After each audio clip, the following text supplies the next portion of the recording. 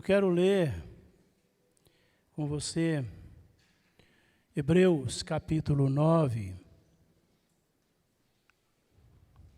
Vamos ler a partir do verso 11. Se você puder ficar de pé.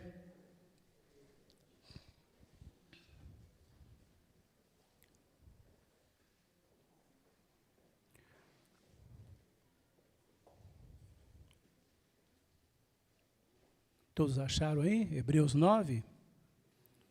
Verso 11 diz assim: Quando, porém, veio Cristo como sumo sacerdote dos bens já realizados, mediante o maior e mais perfeito tabernáculo, não feito por mãos, quer dizer, não desta criação, não por meio de sangue de bodes e de bezerros, mas pelo seu próprio sangue, entrou no Santo dos Santos uma vez por todas, tendo obtido a eterna redenção. Portanto, se o sangue de bodes, de touros e a cinza de uma novilha aspergida sobre os contaminados os santificam, quanto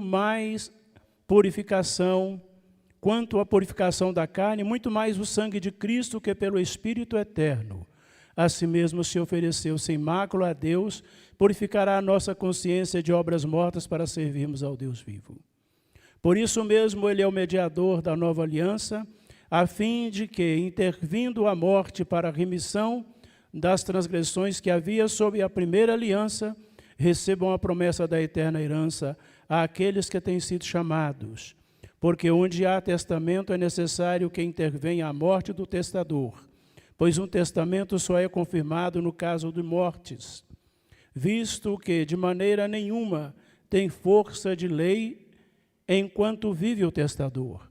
Pelo que nem a primeira aliança foi sancionada sem sangue, porque havendo Moisés proclamado todos os mandamentos segundo a lei, a todo o povo, tomou o sangue dos bezerros e dos bodes, com água e lã, tinta e escarlate e sopo, e aspergiu não só o próprio livro, como também sobre o povo, dizendo: Este é o sangue da aliança a qual Deus prescreveu para vós outros.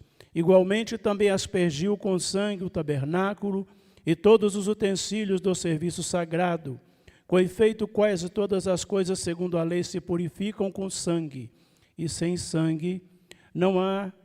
derramamento de sangue não há remissão.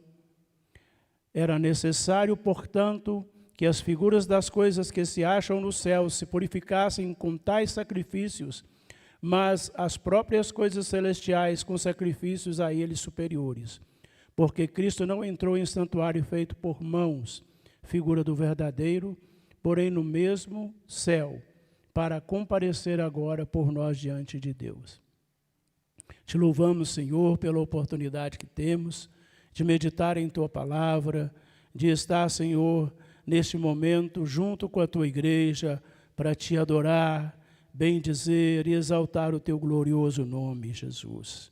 Por tão preciosa graça derramada sobre nós, que nós esta noite, com corações agradecidos, possamos celebrar ao Senhor, continuar cultuando ao Senhor e declarar louvores e honras ao Teu nome, pois Tu és digno, Senhor. Fica conosco e nos dá a Tua graça e paz em Cristo Jesus. Amém. As crianças já foram para o seu culto?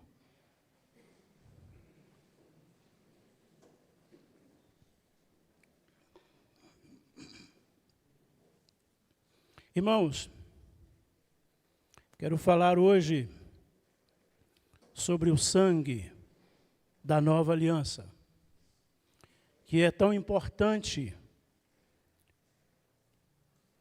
muito mais importante do que tudo que já tinha acontecido antes em nossa história, na história do povo de Deus e na história da igreja. Mas antes de falar desse assunto tão importante, eu queria cantar uma estrofe de um hino com os irmãos. Até bom que eu canto no início, que se ficar ruim, o irmão lá da técnica corta, né? Vou cortar isso aqui, que ficou muito ruim. Mas é um hino da harpa cristã que diz assim, olha: que bom que foi Deixa eu pegar aqui o início aqui. O culto hoje foi marcado em sua homenagem, e o pastor até mandou anunciar que toda a igreja não faltasse nenhum membro e que trouxesse outros para te louvar. Quem conhece? Fica, Jesus, mais um pouquinho, não vá sem eu antes lhe falar.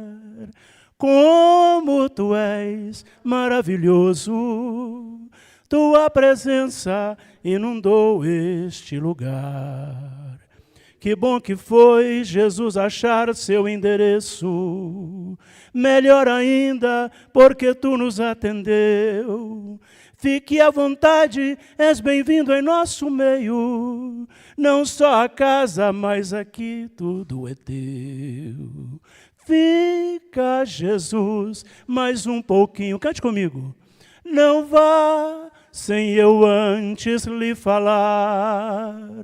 Como tu és maravilhoso, tua presença inundou este lugar. Glória a Deus, irmãos. Ter Jesus em nosso meio, ter Jesus aqui sendo cultuado, sendo adorado. Não adoramos a um Deus distante, não adoramos a um Deus que não está vivo, adoramos aquele que vive e reina para sempre. Quando eu estava preparando essa mensagem, esse hino não saiu da minha cabeça, e toda hora vinha esse refrão. Fica, Jesus. Aí eu estava lá na casa dos pais da Beth, a minha sogra assim, e o Batista, esse hino agarrou nele. Então, tem horas que, às vezes, o Espírito Santo, né, nos leva a lembrar desses momentos tão gostosos em nossas vidas, né? Então, queridos, o escritor de Hebreus, ele retrata o sacrifício de Cristo. Ele mostra também no livro de Hebreus, em vários outros capítulos, sobre como era antes de Cristo Jesus, de como era a vida do povo que vivia na expectativa da vinda de Jesus, na esperança, realizando sacrifícios, fazendo celebrações, seguindo rituais, que era a sombra das coisas que viriam. E o escritor dos Hebreus, ele conta tudo isso, e ele então pega, ao contar todo o acontecimento anterior, com certeza ele era um hebreu, conhecia muito bem como era a história antes, como tinha que preparar um cordeiro para o sacrifício, tinha que ir lá no rebanho, escolher um cordeiro que não tivesse nenhum defeito, separar aquele cordeiro, guardá-lo para o dia do sacrifício, né? E no dia do sacrifício ir ali levar aquele cordeiro e oferecê-lo em holocaustos, né? O sacerdote, uma vez por ano, reunia toda a congregação de Israel, impunha a mão sobre a cabeça do cordeiro, confessava os pecados da congregação, sacrificava aquele cordeiro todo o ano. Além de que, quando alguém pecava, ele tinha que ir lá e oferecer um sacrifício pelo seu pecado. E não era um sacrifício que perdoava os pecados, mas era um sacrifício que cobria os pecados. Então, era interessante você ler o livro de Hebreus e prestar atenção no que esse homem está falando, porque ele conhecia de sacrifício, ele conhecia da antiga aliança, ele conhecia da situação.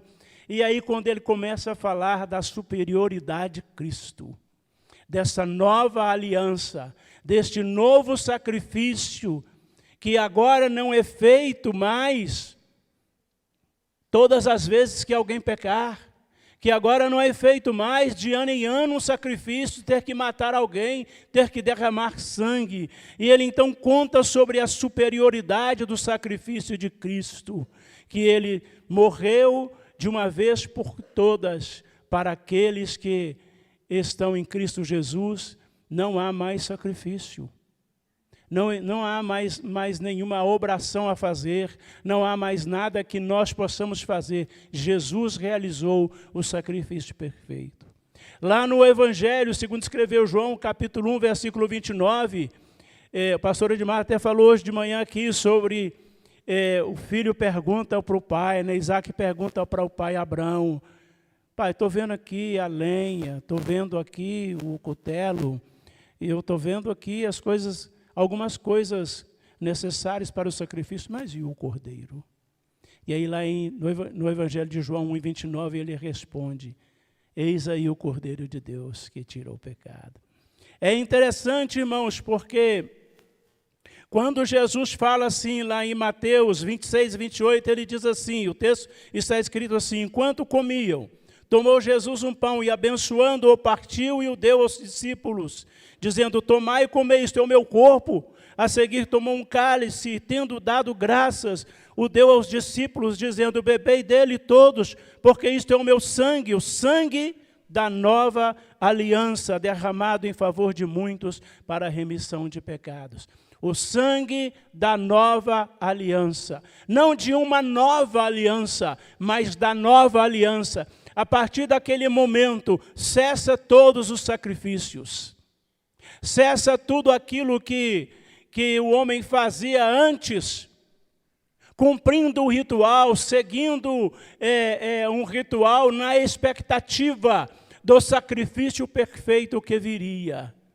Quando Jesus celebra a última Páscoa e a primeira ceia, ele mostra a nova aliança, aliança feita no seu próprio sangue. Sangue imaculado, sangue de um cordeiro inocente e sangue de alguém que estava realizando um sacrifício para nunca mais nenhum sacrifício ser feito. A expectativa do povo do Antigo Testamento de um Cristo que viria, de um Cordeiro que viria, que substituiria todos os sacrifícios do passado. Imagine quando Cristo ele está se entregando na cruz do Calvário, quando ele está deixando-se conduzir para esta morte, ele está substituindo todos os sacrifícios que já aconteceram. Nele se cumpre toda a expectativa, toda a esperança, todas as profecias do passado do Cristo que viria. E aí quando Jesus celebra com os seus discípulos, antes mesmo da morte, mas ele já celebra a primeira ceia, ele diz: este é o sangue da nova aliança, que é derramado por vós. Então, nós vemos todos os sacrifícios do passado. Nós lembramos aqui sobre Moisés, né? Hebreus, esse capítulo que nós lemos, fala de Moisés celebrando uma aliança com o povo quando os tira do Egito, e celebra com eles uma aliança que eles não têm condições de cumprir. Por mais que se oferecesse sacrifício, acabava de oferecer um sacrifício, é um pecado novo, quase que tinha que voltar imediatamente, acabei de pecar outra vez. Né? Por quê?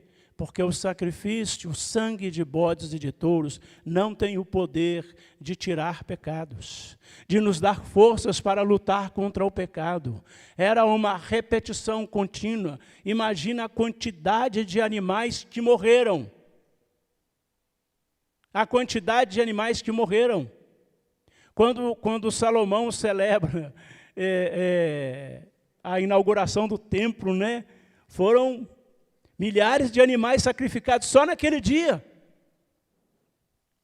né, cumprindo o ritual, mas um ritual que não tinha o poder de nos livrar da maldição do pecado.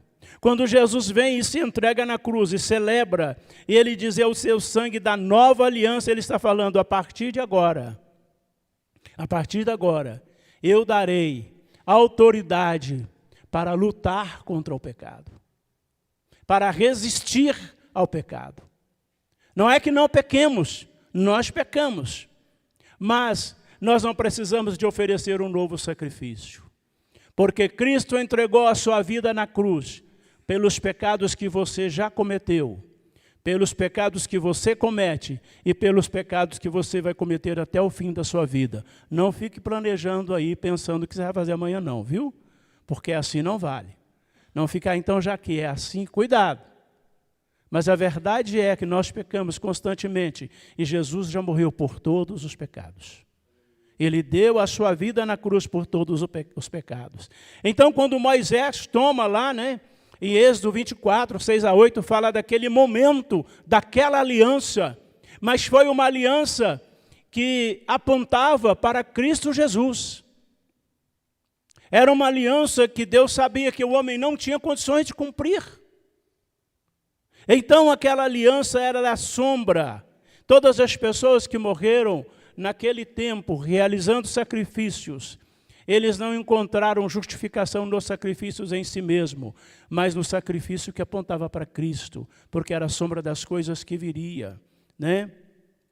Então Jesus disse, isto é o meu sangue, sangue da nova aliança derramado em favor de muitos. Você vai ler isso em todo o Novo Testamento, quando Jesus celebra uma ceia, quando Jesus está com seus discípulos. Quando nós lemos João capítulo 6, por exemplo, Jesus fala que o meu sangue é verdadeira bebida, e a minha carne é verdadeira comida. É onde os judeus daquele tempo se escandalizam com Jesus, porque eles entenderam de maneira literal.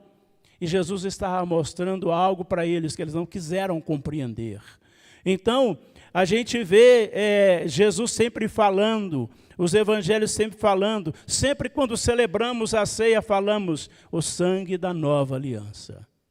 Que nós não fazemos um novo sacrifício, mas nós relembramos do sacrifício único e perfeito de Cristo Jesus na cruz do Calvário, para que eu e você pudéssemos ter vida em Cristo Jesus. Então, a antiga aliança tinha como garantia sangue de bezerros, sangue de bodes, sangue de animais. E por mais perfeito que aqueles animais eram, perfeitos fisicamente, não tinha nenhuma doença, não tinha nenhum defeito físico, não era cego, não era manco. Esse era o defeito que aqueles animais não tinham. Mas eles não eram perfeitos, como Cristo é perfeito. Jesus Cristo é o sacrifício perfeito, porque Ele é perfeito. A Bíblia diz que nunca se encontrou nos lábios de Jesus uma palavra torpe. Ele nunca cometeu um pecado. Ele nunca fez nada que ofendesse a Deus.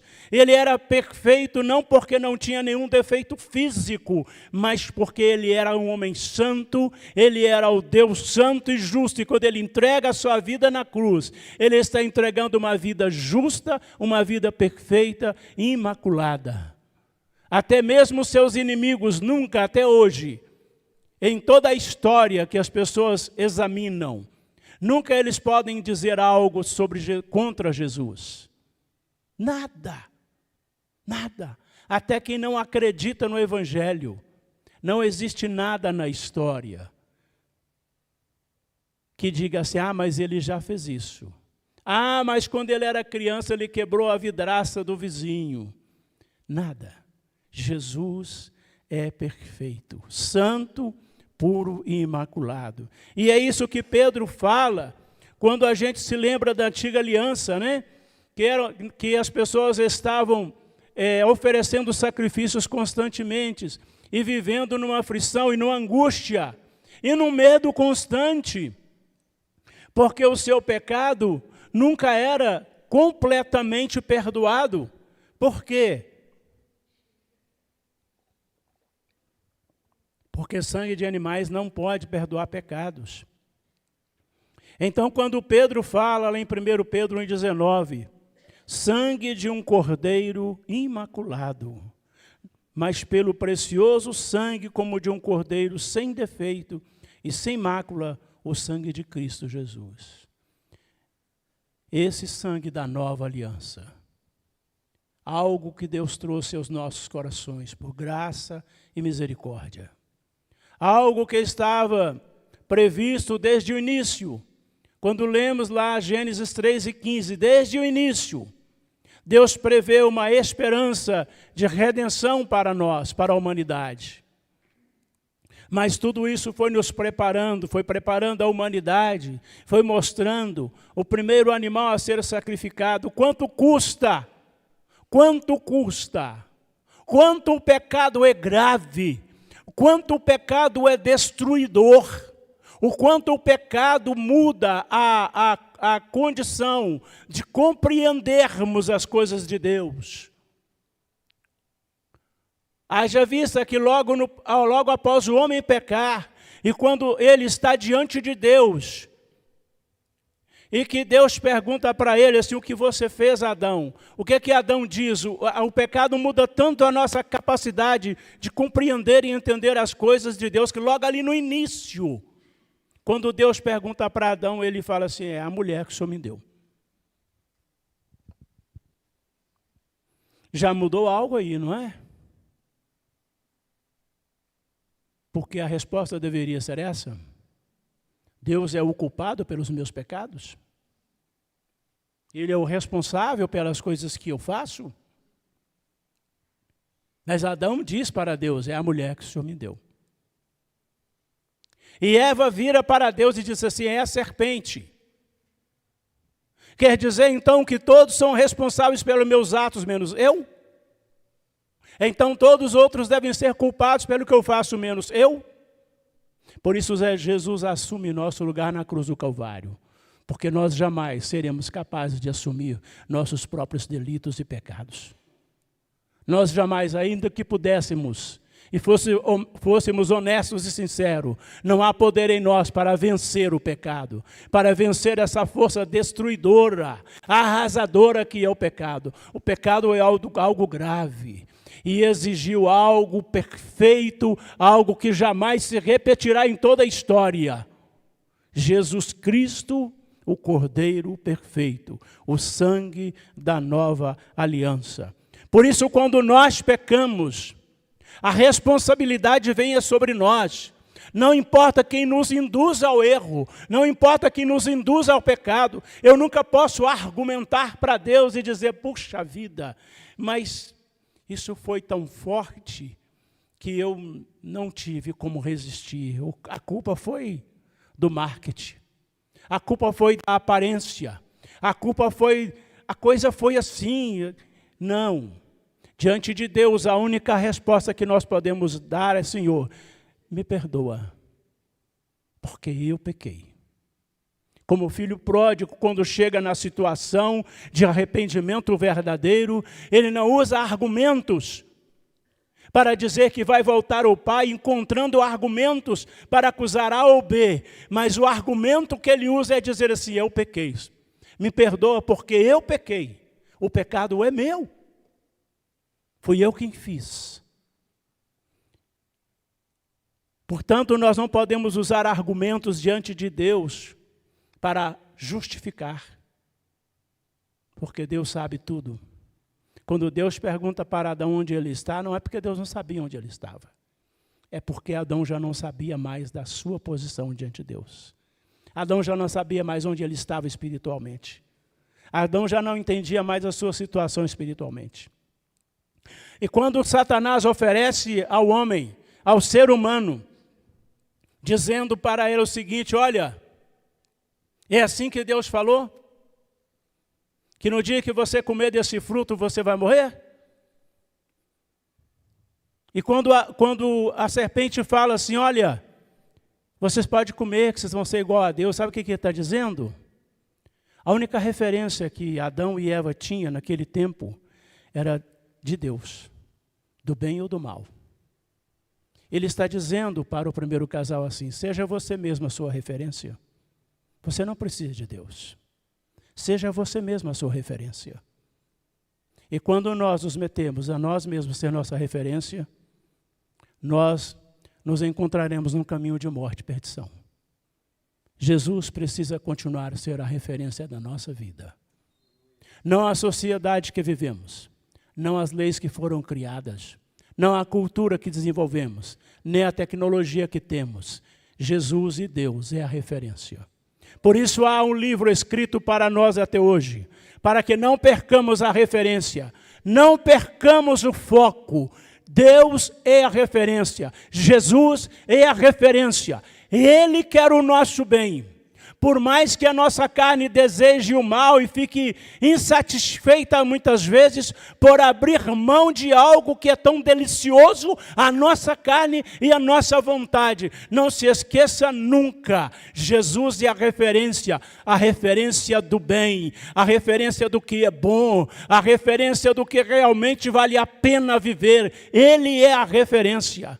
Não podemos abrir mão dessa referência. Quando Jesus se oferece na cruz do Calvário como sacrifício perfeito, Ele está se colocando novamente, nos mostrando a referência. Qual é o caminho? Quando Ele diz assim, eu sou o caminho, eu sou a verdade, eu sou a vida, Ele está dizendo assim, eu sou a referência para o caminho, a referência para a verdade, a referência para a vida. Não existe referência fora de Jesus, para a qual nós precisamos olhar e estarmos garantidos. Você nunca ouvirá ou nunca lerá um texto na Bíblia em que um tempo Jesus voltou atrás e dizer, não é isso que eu queria dizer.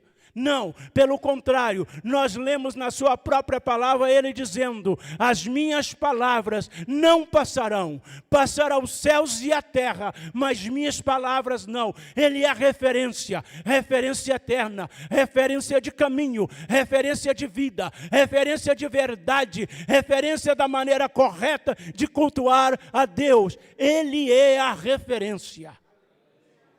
Não podemos perder de vista Jesus, o sangue da nova aliança, referência perfeita. Não olhe para mim, não olhe para o fulano com os seus costumes, a sua maneira, a sua oratória. Não, olhe para Jesus. Ele jamais vai voltar atrás para dizer, olha, não é bem isso que eu queria dizer, Nicodemos. Oh, perdoa Maria Madalena, eu fui grosso com você. Você não vai ouvir Jesus falar isso. Ele é a referência perfeita. Jesus é a garantia. Jesus garante, Jesus dá o seu sangue, e o seu sangue nos reconcilia com Deus. 1 Coríntios 1:20 diz assim, e que havendo feito a paz, pelo sangue da sua cruz, por meio dele, reconciliasse consigo mesmo todas as coisas, quer sobre a terra, quer nos céus. Ele não usa nada além de si como garantia. Ele não usa nada além do seu próprio sangue como garantia. E é o sangue de Jesus Cristo que nos pacifica com Deus. É o sangue de Jesus Cristo que nos reconcilia com Deus. Dizem que, não sei se isso é só uma ilustração, provavelmente deve ser, mas dizem que Satanás uma vez se apresentou para Martim Lutero e falou, começou a enumerar para ele tantos pecados que ele já havia cometido. E fez uma longa lista, que se eu for fazer sobre mim, vai ser uma lista que às vezes nem ele vai conseguir contar, né? Se for olhar para os meus pecados, para os seus pecados, já imaginou quantos? E ele começou a enumerar pecados e pecados e pecados, porque essa é a tática de Satanás, te tornar indigno diante de Deus. Porque quando você se acha digno, Satanás quer te tornar indigno. Mas já zera logo isso de uma vez e fala assim, não, eu nunca falei que eu sou digno. Jesus é que me torna digno. Então dizem, quando Satanás terminou a sua longa lista, Lutero falou assim, você já terminou? E ele disse, já. Escreve aí embaixo, o sangue de Jesus Cristo, seu Filho, me purifica de todo pecado. Todo pecado, querido. Você não precisa mais viver com medo, porque o sangue de Jesus Cristo nos purifica de todo pecado. Não existe mais acusação contra mim. Não existe mais acusação, não é porque eu não peco. Não é porque eu não faço nada de errado. Não existe mais acusação contra mim, porque todos os meus pecados estão pregados na cruz em Cristo Jesus. Não há mais condenação. Paulo diz, capítulo 8 aos Romanos, portanto, agora já não há mais condenação para aqueles que estão em Cristo Jesus. Não há mais condenação. Não há mais acusação contra mim. Não é porque eu sou bonzinho, não é porque eu não peco, não, é porque o sangue de Jesus Cristo me purifica de todo pecado. Oh, preciosa graça, como diz esse livro maravilhoso que eu acabei de ler. Estou na expectativa que ele seja lançado em breve. Graça preciosa. Muito bom esse livro. Do nosso pastor aí, ó. Não sei porque que fica guardando essas coisas. Então, queridos, Jesus Cristo, ele fala a expressão no meu sangue, aliança no meu sangue, refere-se ao sacrifício na cruz, mencionado nos evangelhos, nas cartas do apóstolo Paulo, né? Nas cartas dirigidas à igreja, e simboliza o perdão dos pecados e a reconciliação da humanidade com Deus, substituindo a antiga aliança. Substituindo, irmãos, a antiga aliança, baseada no cumprimento rigoroso da lei. O significado histórico e teológico da nova aliança estabelece a transição entre o antigo sistema de leis. Você já imaginou quantas leis no passado? Dizem que depois que Moisés instituiu aquelas leis e que os fariseus, os escribas, os saduceus foram desenvolvendo o seu modo de cultuar, de prestar adoração, dizem que eles desenvolveram tantas leis que tinha mais de 400 leis. Já pensou? A gente chega na idade que eu estou para lembrar do remédio que eu tenho que tomar. À tarde eu tenho que colocar no despertador, eu vou lembrar de 400 leis? Misericórdia! É osso, né, irmãos? Precisava mesmo de alguém que viesse trazer um sacrifício perfeito como esse, porque se dependesse de eu lembrar, assim, ó, essa tal lei, essa lei aqui, eu nem vou nem lembrar dessa lei.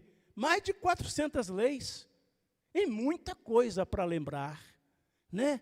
Então, Jesus Cristo estabelece essa transição de leis e eras, e ele traz, então, essa era da graça divina, em que eu sou salvo não pelo que faço, mas porque estou em Cristo Jesus. Eu não sou salvo pelas penitências. Eu preciso jejuar, preciso orar, preciso. Mas isso não me provê salvação. Isso me leva à santificação. Isso me leva a estar voltado para as coisas de Deus, a uma mortificação da carne, né? E o jejum é necessário porque a carne precisa ser controlada, mortificada, porque se não houver jejum, a carne vai predominar. Mas na questão de ser salvo, Jesus já fez tudo. Não há mais nada a fazer. Então, nesse significado histórico, né, Jesus traz essa transição, dessa graça divina, transformando profundamente a espiritualidade. Agora ele escreve as suas leis em nossos corações. Agora eu não preciso mais ir lá no sacerdote para ele relembrar as leis para mim, que realmente o povo pecava muito mesmo. Você vê se esse povo ia lembrar dessa quantidade de leis. O cara está lá no campo, lá trabalhando, lá, de repente ele nem está sabendo mais. Então, era necessário mesmo esse sacrifício perfeito. O modelo do Antigo Testamento, o modelo do Antigo Pacto, né, era selado com sangue de cordeiro. Né? Nós falamos aqui, Êxodo 24:8, Moisés borrifa o sangue sobre o povo, sobre o livro, sobre os elementos do tabernáculo, santificando aquilo, né? Mas em Cristo Jesus, através do novo pacto, o novo acordo, um novo testamento, portanto somos herdeiros por causa da morte de Cristo Jesus. Você herdou o céu, porque Jesus Cristo entregou sua vida na cruz. Ele fez o testamento, colocou o meu nome em seu testamento, e morreu para que eu pudesse herdar. Entregou sua vida na cruz. Porque onde há um testamento e onde há herdeiro, é necessário que o dono morra. Não é verdade? Porque senão não tem como herdar. Como é que você... Como é que meus meninos vão herdar todas as minhas contas que eu tenho com eu em vida? Não vai herdar minhas promissórias, né, pastor Edmar? Não vai herdar minhas promissórias, não. Vai herdar só depois que eu bater a cachuleta, que eu tiver, como dizem os antigos, com o pé virado para a porta, né? Jesus, além de nos prover herança, morreu para que pudéssemos herdar tal herança. Oh, maravilhosa graça! Maravilhosa graça! Então, Deus abre para nós um panorama inteiramente novo sobre o sentido da existência humana. Já não vivemos mais, como diz o texto, aqueles que estavam assentados nas regiões de sombra da morte, na expectativa do quê? Da morte. Mas a eles raiou a luz. Jesus Cristo trouxe graça inefável. As epístolas de Paulo, especialmente, fornecem-nos definições, né, quanto à natureza desse pacto. O Novo Testamento é uma orientação, é um ensino desse novo pacto. Assim como o Novo Testamento ensinava as coisas do Antigo Testamento, da Antiga Aliança, orientando e mostrando para as coisas que viria, quando Jesus morre na cruz, Jesus levanta apóstolos, Jesus levanta líderes da igreja, Jesus levanta homens que irão escrever o comportamento e as bênçãos dessa nova aliança. Quando você lê Hebreus, você vê a sublimidade do sacrifício de Cristo na cruz do Calvário. Quando você lê Romanos, né, Paulo fala assim, ó, profundidade das riquezas, né? E ele começa a contar e falar, quem nos separará de Cristo Jesus? E ele começa a escrever e a normatizar, e mostrar a grandiosidade da salvação, queridos. Que nós não precisamos mais viver com medo, preocupados, desesperados. Então Jesus levanta homens para escrever e mostrar. Não só contar sobre o ministério dele, como há nos 4 evangelhos, mas você lê Romanos, você lê Coríntios, você lê Gálatas, Efésios, você lê as cartas, os escritos da igreja, é tudo isso, é aqueles apóstolos escrevendo sobre o novo pacto, sobre a nova aliança, as bênçãos da nova aliança. Como que nós precisamos viver com um comportamento esperado para viver debaixo desta nova aliança? Qual o comportamento que eu devo ter realmente, não para garantir, mas para mostrar que eu sou uma nova criatura em Cristo Jesus. Quando Paulo escreve, fala assim, as coisas velhas já passaram, eis que tudo se faz novo. É Paulo orientando e ensinando, não viva no desespero do que você fez, mas viva na alegria do que Cristo fez por você. Viva o melhor, viva Cristo Jesus. São normas, são orientações. O Velho Testamento salienta a necessidade dos perdões dos pecados, de correta relação moral com Deus, mas o Novo Testamento vai muito além disso. Ao mesmo tempo que nada abandona do Velho Testamento, queria ensinar, continua em destaque tanto a expiação como o perdão dos pecados, mas agora a participação é a nova chave de tudo, a saber, a participação da nova vida daquele que fez a expiação por nós, é viver debaixo da autoridade de Cristo Jesus, se submeter a Ele.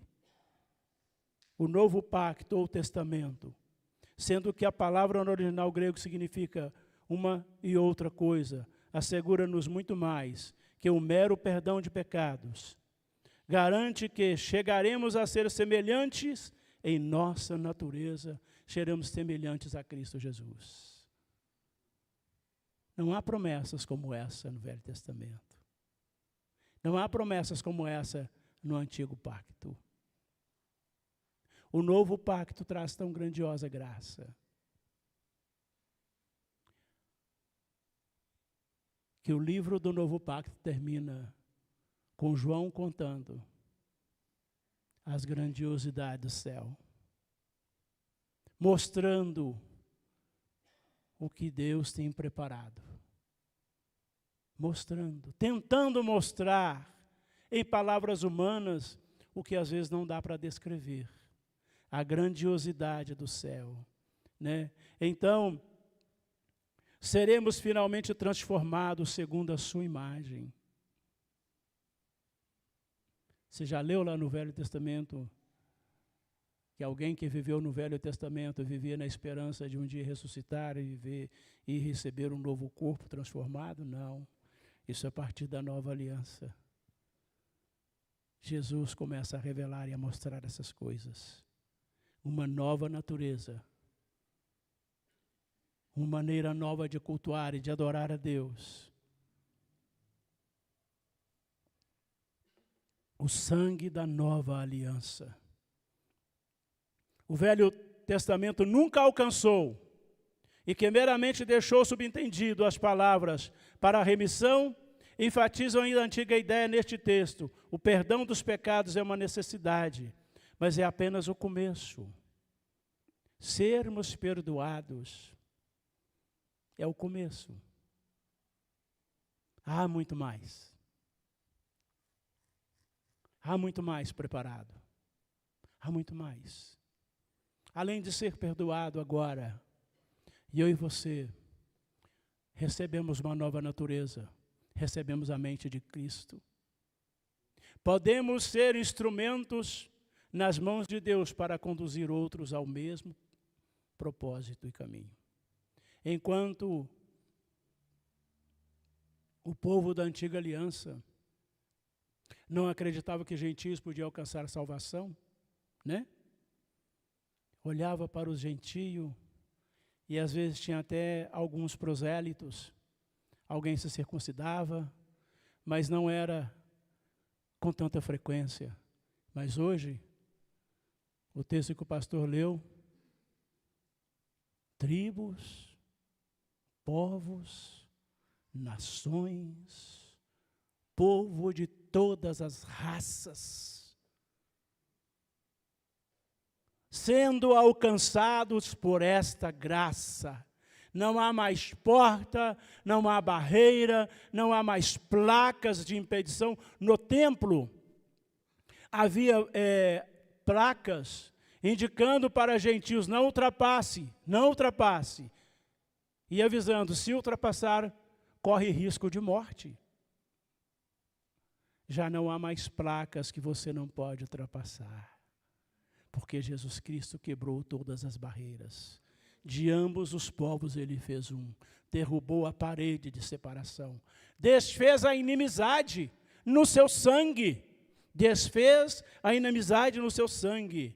Então nós lemos os trechos de Efésios 1, Romanos 8, apresentam o desenvolvimento deste tema. O grego do Evangelho de Mateus usa o vocábulo peri, enquanto que o Evangelho de Lucas emprega uper, ou seja, em favor de. Os empregos são praticamente sinônimos nesse caso, pois a expiação é concernente aos pecados, mas também é em favor dos pecadores. É em favor de nós. Jesus entregou sua vida na cruz. Aliança deriva-se do termo grego, um verbo que significa distribuir e dispor, e usado em relação à distribuição ou disposição da propriedade de algum falecido. Nós estamos usufruindo do Cristo que morreu na cruz. Ele distribuiu a sua igreja, ao seu povo. Nós somos chamados, né, para ser novas criaturas em Cristo Jesus. Essa é a ideia geral do Novo Testamento ao empregar esse termo, exceto na passagem de Hebreus, né? Não vou citar aqui porque não vamos ler o texto, mas onde a tradução testamento se adapta melhor.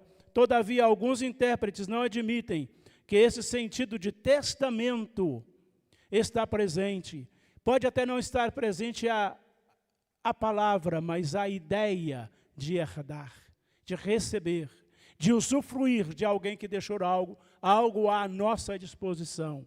Então, nós somos chamados, nós somos colocados debaixo de uma nova e gloriosa dispensação. O sangue da nova aliança. Há uma crise histórica da lei, Porque a antiga aliança baseava-se na obediência estrita de homens.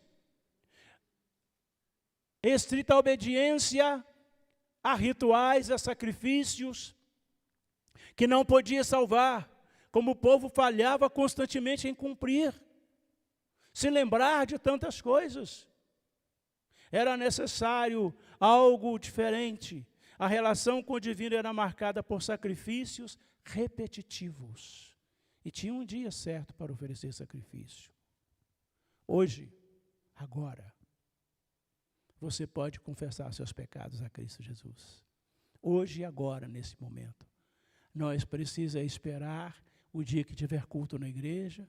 Nós não precisa esperar o dia de um sacrifício, de sacrificar o cordeiro, ou de matar as rolinhas, né?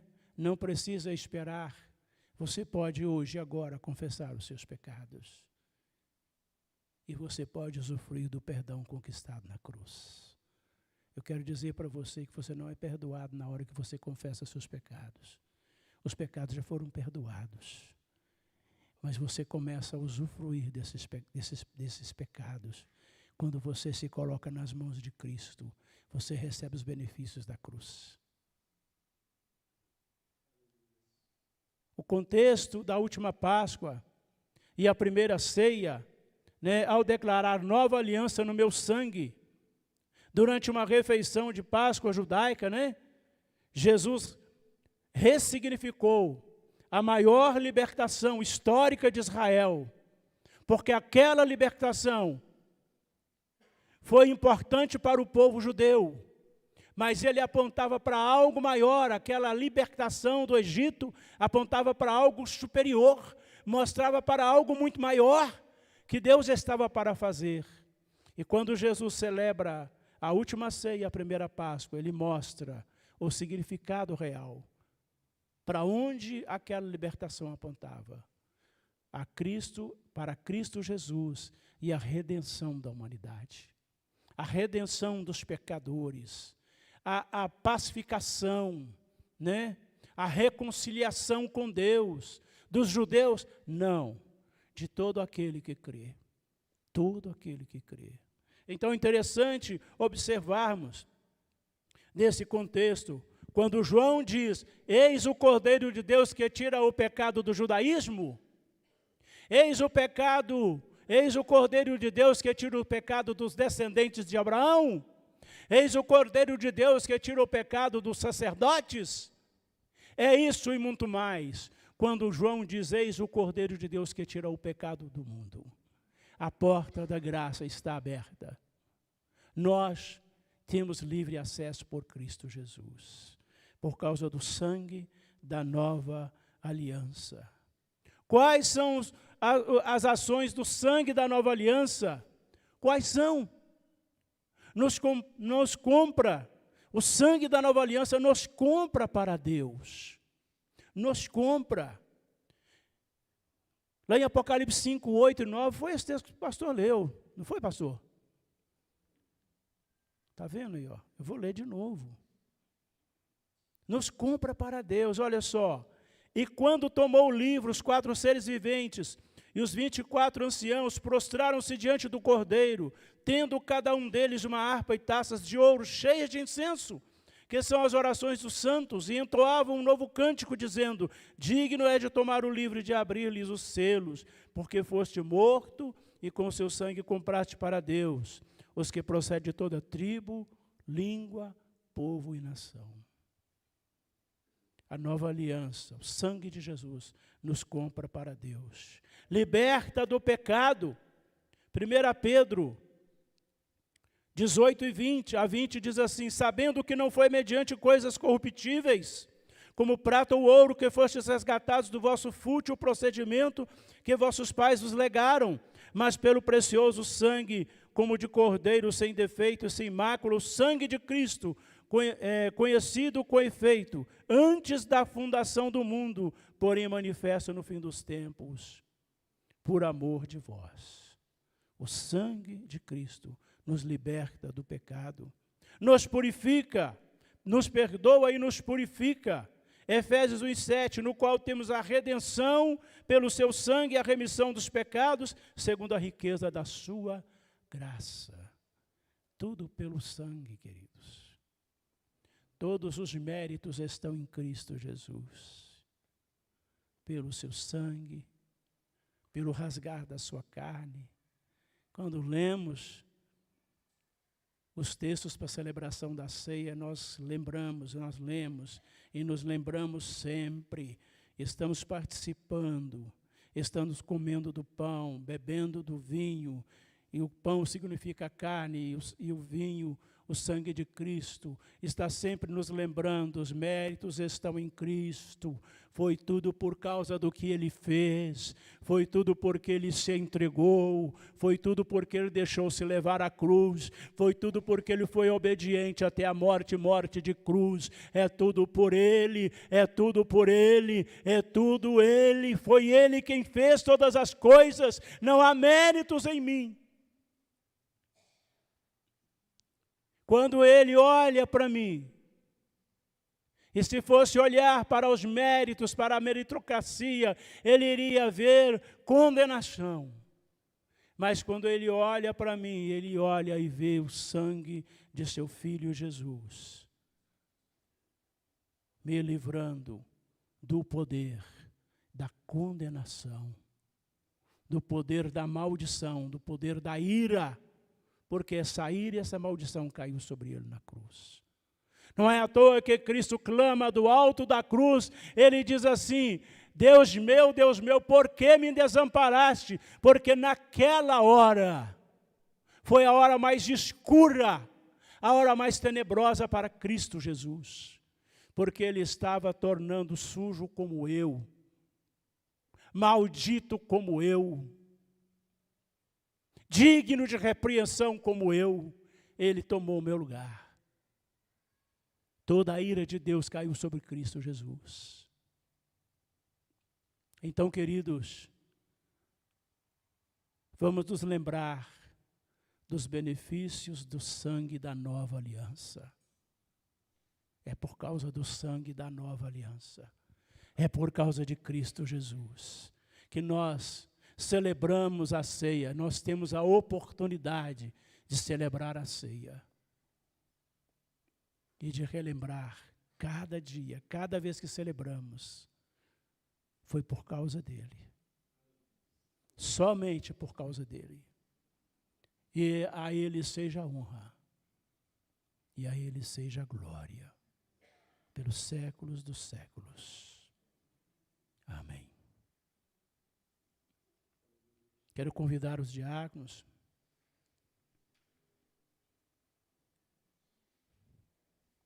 Quero orar mais uma vez com você, antes de celebrarmos a ceia, para que esta mensagem da nova aliança, do sangue da nova aliança, fique gravada em nossos corações.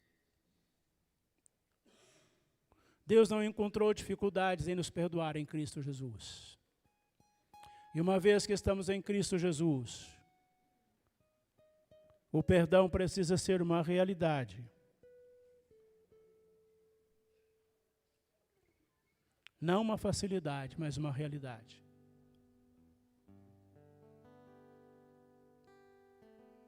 Na vida daquele que teme e adora a Deus. Senhor, sou grato a Ti por Tua compaixão e pela vida que o Senhor nos concede em Cristo Jesus. Celebramos a Ti, Senhor, porque sabemos que o Senhor, somente o Senhor poderia fazer algo tão grandioso. Algo que nós, às vezes, não sabemos nem mensurar. Falamos sobre isso, falamos filosoficamente, teologicamente, falamos, mas muitas vezes nem compreendemos a grandiosidade dessa salvação. Mas usufruímos dela em Cristo Jesus. Que o Senhor mantenha nossos corações focados no sangue derramado lá na cruz. Porque é por causa do sangue da nova aliança que estamos pacificados com Deus, justificados por este precioso sangue. Nós te louvamos, Senhor, e bendizemos o Teu nome. Amém.